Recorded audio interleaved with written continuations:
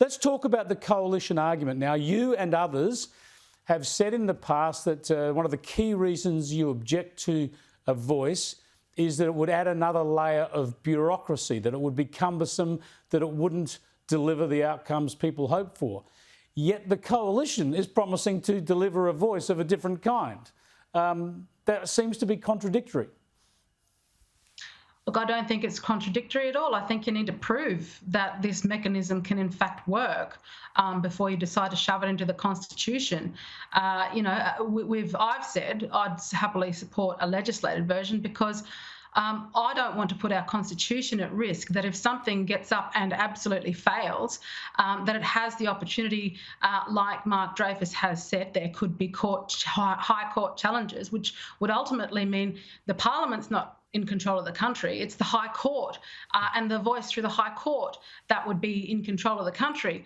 The idea that we could have, if they think that if this is what's going to be the be all and end all, and the coalition is happy to work with the government in working on a legislated version, then absolutely I could support that. And recognition was always what this was about to begin with. But if the coalition believes it's plausible to have a voice that is not cumbersome and is not bureaucratic and does actually do some good, then obviously the voice under the Constitution could be the same. You don't know what's being proposed because we haven't seen the legislation.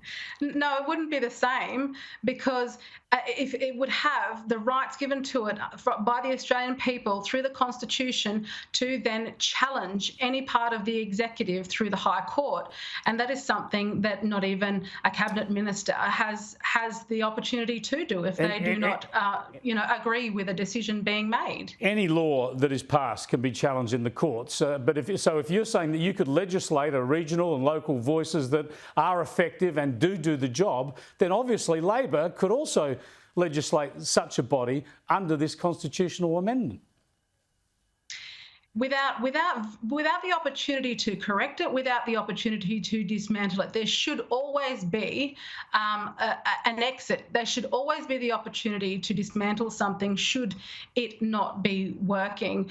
There are a lot of Aboriginal people who have been disregarded in this debate, who don't trust this process, who haven't been consulted, who believe their voices will continue to be ignored because largely their voices have been ignored not by governments, but other Aboriginal people and those who are more interested in power, who have undermined the weaker to gain that power. And those people are often left out of these conversations. I mean, the whole exercise is is an elite. It has been an elite exercise. It's driven by elites. It's supported by elites. It's supported by corporates. It's in the past. Where are the Aboriginal people? Where are the bush blackfellas? When you talk about elites, that in the past, when there's been Indigenous advisory bodies, they have been hand-picked elites advising governments, Labor and Liberal.